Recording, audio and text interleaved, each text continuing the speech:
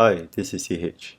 This video is part of a series of videos titled My ABCs, or Absolutely Biased Comments, to share how an individual investor like you and I can try to find out more about an investment fund from public sources and do some basic research or simple due diligence before deciding to buy the fund or walk away.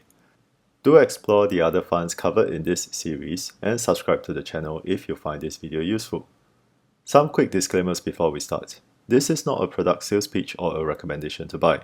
I'm not sponsored by anyone to do this video. Please do your own research and be clear about the product features and risks before taking any action.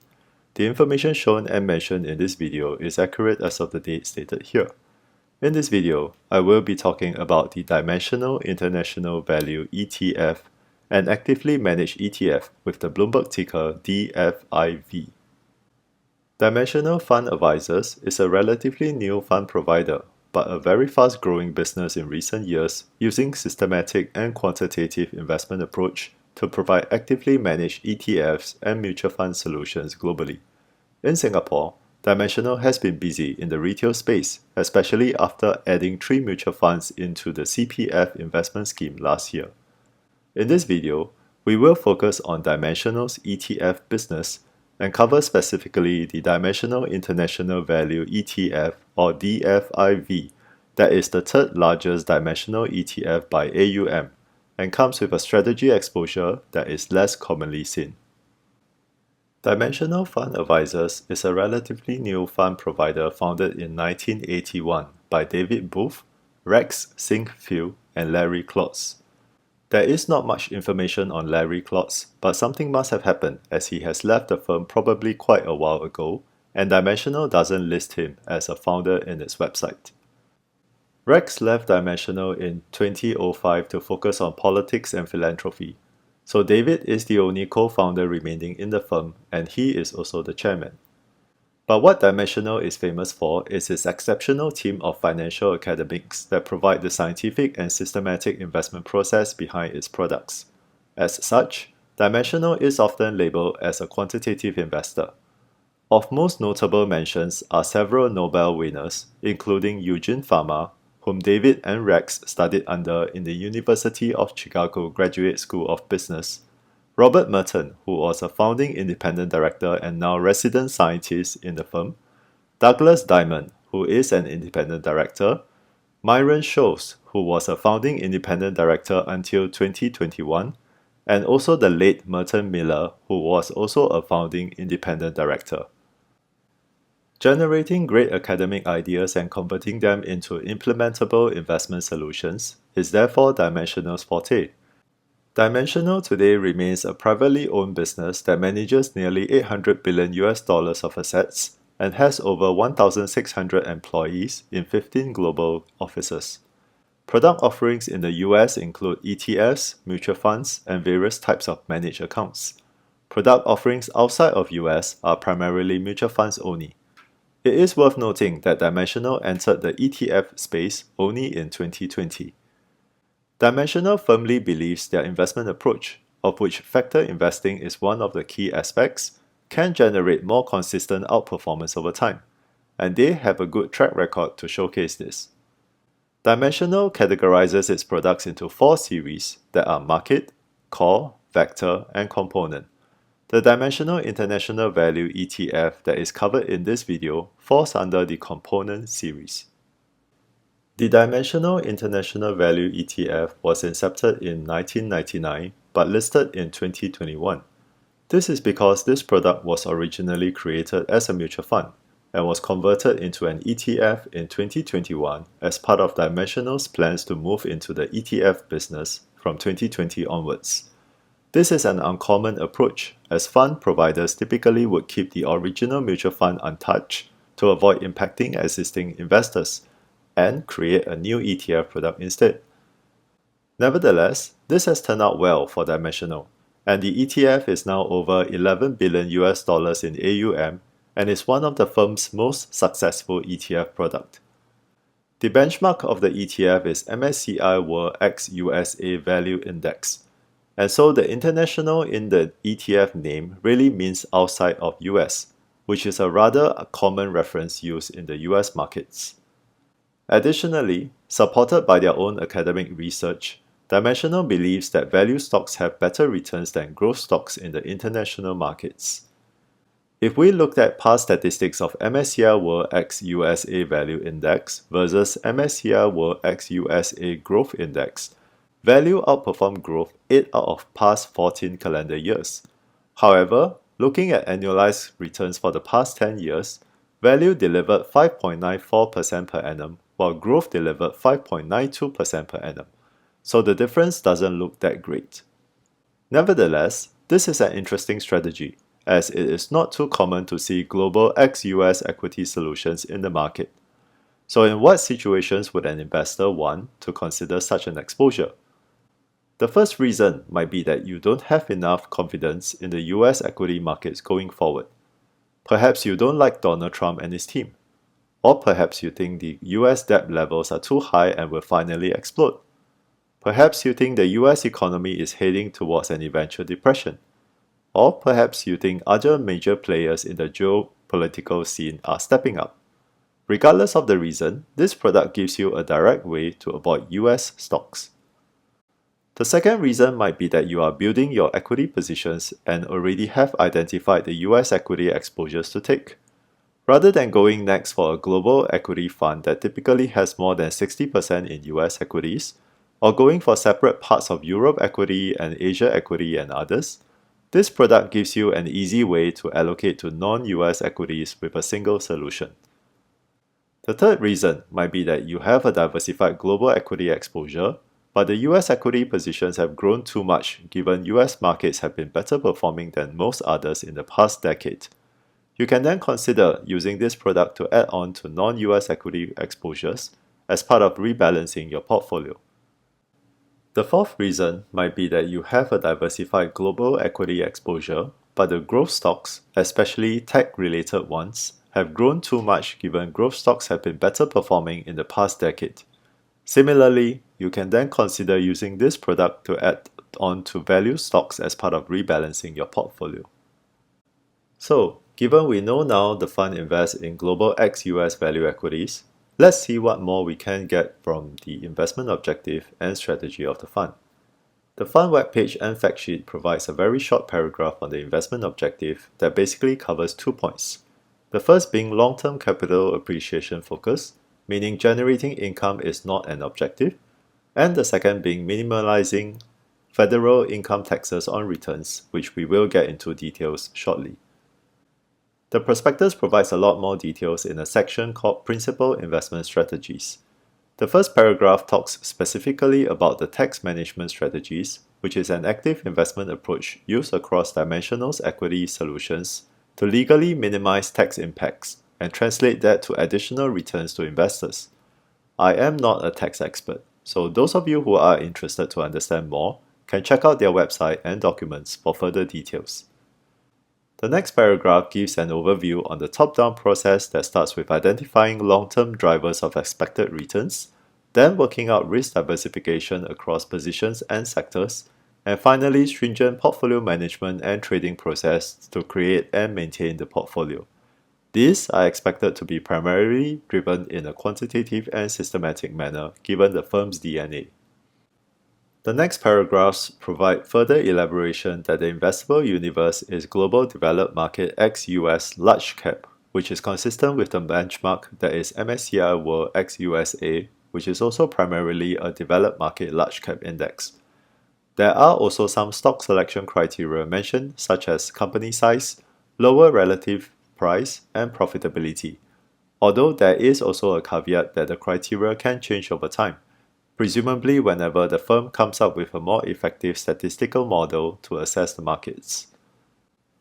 The next paragraph highlights the strategy deploys short-term trading strategies such as short-term momentum and short-run reversals, and also has a flexible trading approach that seeks to reduce trading costs. Dimensional's founders started off with small caps trading, so it is probably in the firm's blood to have an efficient trading process. This also indicates the strategy of the ETF is a trading approach with clear entry and exit strategies, instead of long-term buy and hold investment approach. This section also states that the ETF can invest in depository receipts, which in this case applies primarily for non-US companies with depository receipts listed in US markets. The ETF can also invest in future contracts and options to express its intended exposures, invest in FX forward contracts to manage currency exposures, and also leverage the portfolio up. However, there is no disclosure anywhere on whether there are any limits on this and what are the current exposures in the portfolio. Finally, if it's not already clear, this ETF is an actively managed ETF, which is not supposed to replicate the benchmark index in terms of portfolio construct or performance. What this translates to is a portfolio of 485 stocks, with a 56 billion US dollars weighted average total market cap. In comparison, the benchmark, which is MSCI World ex-USA Value Index, has 462 constituents, and the average market cap is about 22 billion US dollars. 485 stocks is a very large number for an actively managed fund, and works only for quantitative strategies, as typical fundamental qualitative equity funds will tend to have a concentrated 50 to 100 stock portfolio. Just imagine how many fundamental research analysts you will need to study the companies and do periodic meetings with their management if your fund has nearly 500 stocks in the portfolio to handle. I'm curious about diversification benefits, as there are studies that suggest diversification effects aren't so optimal with so many positions, but I'm sure the many smart people in Dimensional team have worked out the optimization. Annual turnover, interestingly, is only 16%, as I would imagine it to be higher for an active strategy. Given this is an ex-US and a value-focused strategy, the sector allocation is significantly different from the likes of S&P 500 and MSCI World indices. Financials take up about one-third of the portfolio, followed by 13% materials, 12% energy, and 11% consumer discretionary. Technology is only less than 2%. If this already looks quite different from the equity exposures in your current investment portfolio, there is a good chance this might help provide some risk diversification or differentiated exposures. Country allocation-wise, the top 6 are quite similar to the benchmark. Japan takes a big lead with about 22%, partly helped in the past few years by Warren Buffett's strong support for its banking sector. UK, Canada, France, Switzerland, and Germany take around 9 to 12% each, as these are the main locations with larger markets and where many global leading companies are listed. For Singapore investors who are curious about their 1% Singapore exposure, here are the 12 stocks currently held in the ETF to make up that 1%.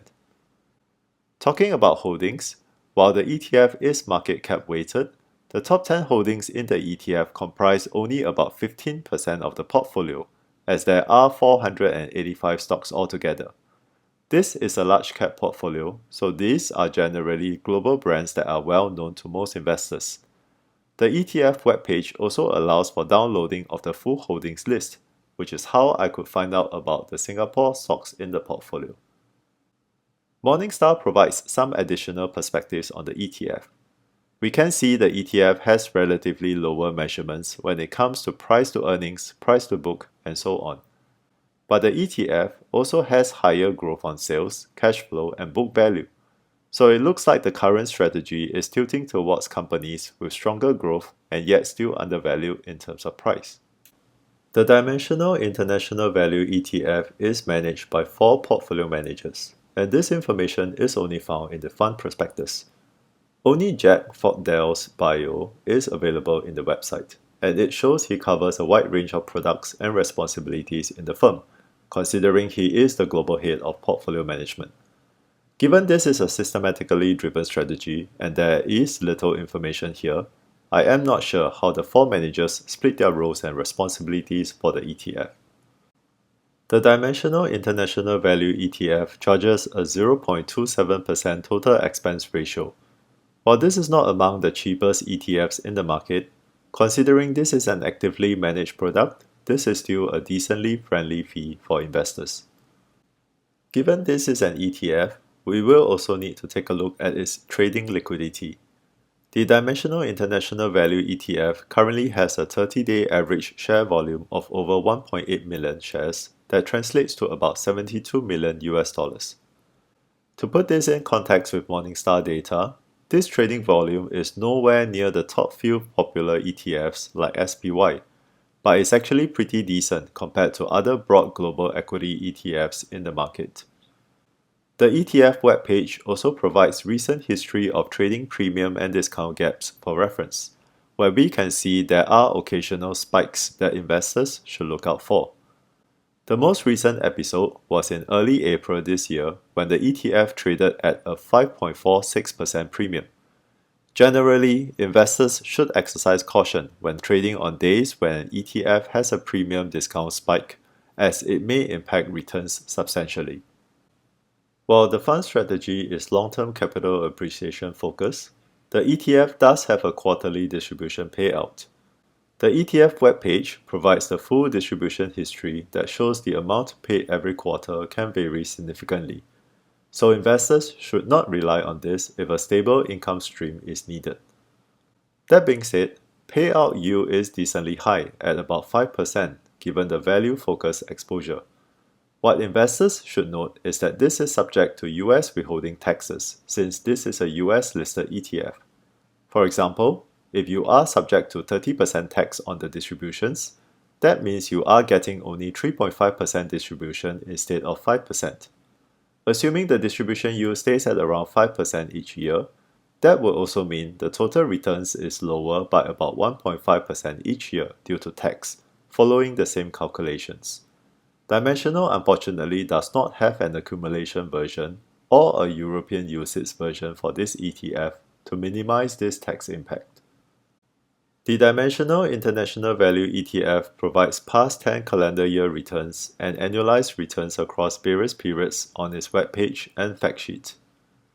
Dimensional integrated the performance of the ETF and its prior mutual fund structure together for easy reference. Given this is an actively managed product, we would expect the ETF to ideally outperform but not deviate too much from the benchmark over time. From calendar year basis, the ETF outperformed 7 out of past 10 years. From annualized period basis, the ETF outperformed in 3, 5, and 10-year periods. The outperformance and underperformance magnitude appears to be kept within around ±5% range. So it looks like the expectation of this ETF is to deliver about 1 to 2% per annum better returns than the benchmark in the long run, while at the same time it is possible to get a bit of short-term underperformance. Let's run some performance comparisons using Morningstar. Ignore the blue shaded line which is Bulletin Sing Dollar Cash Fund as I can't kickstart the chart function with a US listed ETF. Here, we have a 15-year chart as I'm trying to plot a longer time period. This chart basically shows again that the Dimensional International Value ETF has had periods of outperformance and underperformance against the index over time, but on long-term basis is slightly better. As such, this makes it a better choice compared to passive ETFs of the same benchmark. Throwing in S&P 500 and MSCI World gives us a clear picture that the US market, in particular the US large cap growth segment expressed via S&P 500, has been significantly outperforming the rest of the world during this period. So why not just put all the monies into S&P 500 then? If we zoom in nearer to a 5-year chart, we can see there have been several periods where the ETF outperformed all these indices in recent years, showing that there are benefits to diversify beyond US and beyond growth, and also active management does help at times. This is also clearly seen in a year-to-date chart that shows a global ex-US value strategy has been a lot more resilient in the current market environment. So with these examples, they do tell that there is a place for such a strategy in an equity portfolio. But is the Dimensional International Value ETF a good choice for this strategy? Here is again a 10-year chart comparing Dimensional against HDEF from Xtrackers, PXF from Invesco, and IVLU from iShares. All of them use different benchmark indices, resulting in slightly different performance track records. although it can be seen that the resulting total return is quite similar. Moving to a nearer 3-year chart and adding VYMI from Vanguard, it can be seen again all these ETFs have quite similar performances. The Dimensional International Value ETF is neither a clear winner nor loser against these ETFs. This is a bit disappointing, as I had hoped to see Dimensional's investment approach bring about better alpha returns. Finally, let's summarize our findings. While relatively new in the industry, Dimensional Fund Advisors gained fame for its star-studded academic team, of which several are reputable Nobel winners. This translates to a consistent academic-based, systematic or quantitative approach across all Dimensional product offerings. The Dimensional International Value ETF is one of the top product offerings from Dimensional, with over $11 billion in AUM. I'm not sure, however, why it has to be a conversion from mutual fund instead of a new launch. Perhaps because Dimensional doesn't want to run two similar portfolios? There is a decent amount of information provided on the ETF's investment strategy. I understand it wouldn't be practical to provide more specific details, otherwise it would risk disclosing their quantitative calculations, that is, their secret sauce. The ETF has a good trading liquidity, however there are occasional premium discount spikes. Investors should take note when trading the ETF. Given this is a US listed ETF, distribution income is subject to taxes. Investors should take note and work out the performance impact for such ETFs. Through the performance comparisons, we can see that a global ex-US value strategy can be useful in an equity portfolio, especially for risk diversification purposes in market environments when US equities or growth equities underperform. The ETF, however, has not exhibited a clear outperformance against peers, even with an actively managed strategy. There are several other ETFs tracking different benchmarks that competes well in this exposure. In conclusion, I think the global ex-US value strategy is an interesting exposure to consider as part of equity investment portfolio construction. The Dimensional International Value ETF, however, doesn't give me the "this is the one product" view. It would be good if the ETF can generate stronger alpha returns to prove its worth. This concludes my absolutely biased comments on the Dimensional International Value ETF. Again, if you find this video useful and would like to see more related contents, please subscribe to the channel. Thank you and have a great day.